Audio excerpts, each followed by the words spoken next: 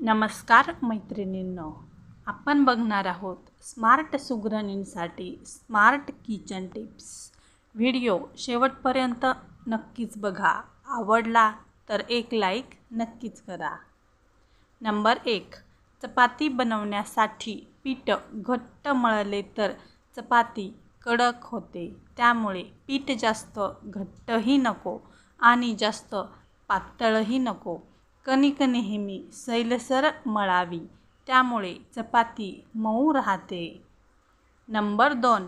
काकडी, गाजर, बीट यांची सालं काढून घेतली तर त्याच्यातील पोषक घटक कमी होतात. नंबर 3. पुदिन्याची चटणी बनवताना त्यात थोडेसे कच्चे शेंगदाणे टाकावे आणि ते मिक्सरला बारीक वाटून घ्यावे.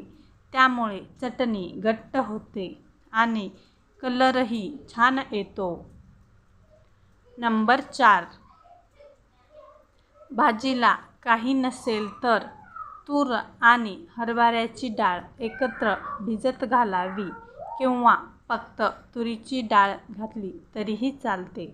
1 वाटी डाळीसाठी 3 वाटी कांदा बारीक कापून घालावा.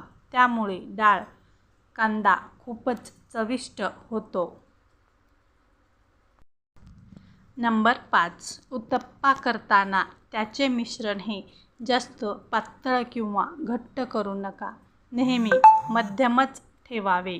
त्यामुळे उत्तप्पा खूप छान कुरकुरीत होतो. नंबर 6. हिरव्या मिरचीचा ठेचा बनवताना त्यात लिंबाचा रस आणि चवीपुरते मीठ टाकून वाटावे. त्यामुळे ठेचा आठवडाभर चांगला राहतो.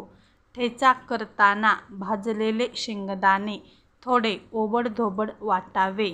त्यामुळे ठेचा खाताना कुरकुरीत शेंगदाणे दाताखाली येतात तर खूपच छान चव लागते.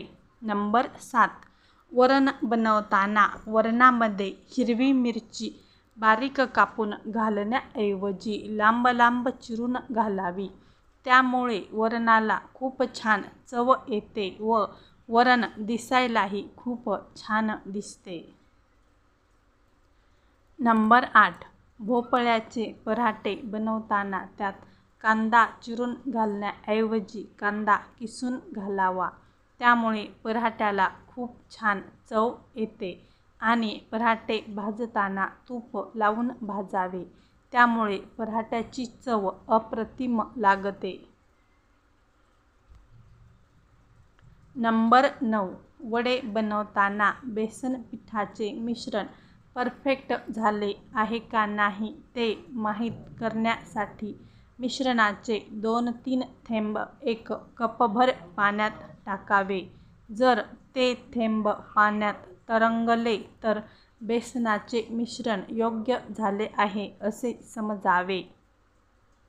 नंबर 10. मटण, मासे, चिकन यांचा रस्सा भाजीला तरी येण्यासाठी भाजीला कड आल्यानंतर एका छोट्या तडका पॅनमध्ये तेल टाकून लाल रंगाचे कमी तिखटवाली लाल मिरची पावडर 1 चमचा टाकून गरम करून घ्यावी व ते उकळलेला रस्सा त्याचा कमी गॅस करून त्यामध्ये टाकावा.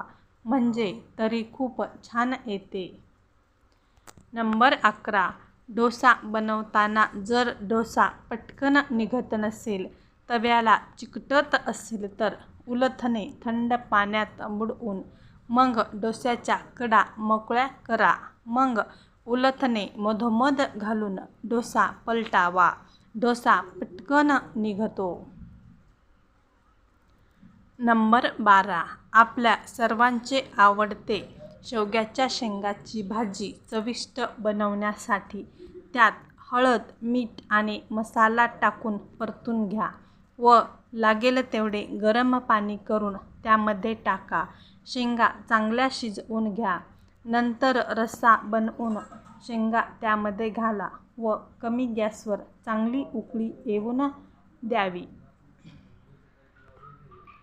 नंबर 13. शेवग्याच्या शेंगाची भाजी बनवताना त्यामध्ये मटण मसाला टाकावा. त्यामुळे शेवग्याच्या शेंगाचा रस्सा खूपच टेस्टी व अप्रतिम लागतो. नंबर 14. चिंच जास्त दिवस टिकवण्यासाठी चिंचा फोडून त्यातील चिंचोके बाजूला करून त्याचा मस्त मीठ लावून गोळे बनवून ठेवा. त्यामुळे ते जास्त दिवस टिकतात. नंबर 15. भरलेले कारले बनवताना कारले कडू होत नाही, तर त्यासाठी त्यामध्ये थोडा गूळ घालावा. नंबर 16. चेहऱ्यावरील मेकअप काढण्यासाठी खोबरेल तेल लावून चेहरा स्वच्छ कापडाने पुसून घ्यावा व नंतर स्वच्छ धुवून काढावा.